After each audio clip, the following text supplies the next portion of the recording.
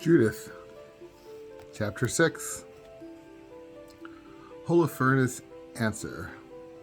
When the uproar of the crowd surrounding the council had subsided, Holofernes, the commander-in-chief of the Assyrian army, said to Achior in the presence of the whole contingent of the coastland peoples, of the Moabites, and of the Ammonite mercenaries, "Who do you think you are, Achior, you and your Ephraimite mercenaries, to prophesy among us as you have done today, and to attempt to convince us not to make war against the people of Israel, because their God will protect them?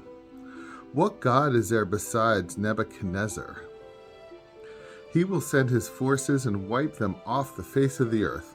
Their God will not save them. We, the servants of Nebuchadnezzar, will destroy them as easily as if they were one man. They will not be able to withstand the strength of our cavalry. We will tread them underfoot. Their mountains will be drunk with their blood, and their plains will be filled with their corpses. They cannot possibly withstand us, and will perish without a trace. Thus says King Nebuchadnezzar, Lord of all the earth. He has spoken, and none of his words will prove to be unfulfilled. As for you, Achior, you Ammonite mercenary, you have said these things in a moment of perversity. Therefore, you will not see my face again from this day until I have taken revenge on the brood of fugitives from Egypt. Then, when I return, the sword of my army or the spear of my servants will pierce your sides.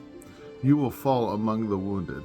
My servants will now take you back into the hill country and leave you at one of the towns among the mountain passes. You will not die until you perish together with them. If you are truly confident that they will not fall into our hands, then there is no need for you to look so downcast. However, I have spoken, and none of my words will prove false in any respect. Achior in Bethulia. Then Holofernes ordered his servants who were standing by in his tent to seize Achior, transport him to Bethulia, and leave him for the Israelites. And so the servants took him into custody and escorted him out of the camp.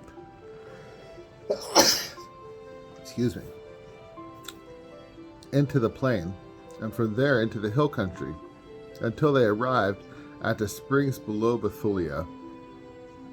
As soon as the men in the town saw them, they took up their weapons and ran out of the town to the top of the hill, and all of the slingers prevented them from ascending by hurling stones on them.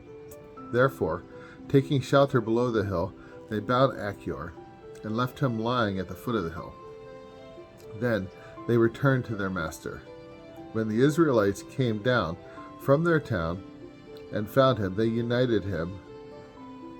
untied him before the magistrates of the town, who at that time were Uzziah, son of Micah, of the tribe of Simeon, Cabras, son of Gathoniel, and Charmas, son of Melachiel.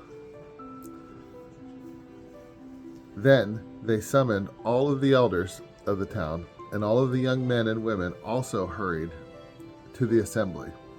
They had Achior stand in the midst of all the people, and Uzziah interrogated him about what had happened.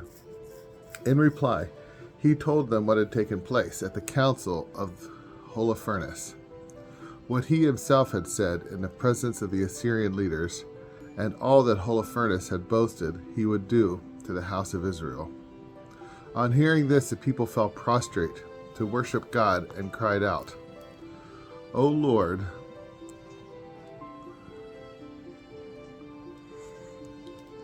God of heaven, behold their arrogance. Have pity on your people in their humiliation, and look kindly this day on those who consecrate to you, who are consecrated to you.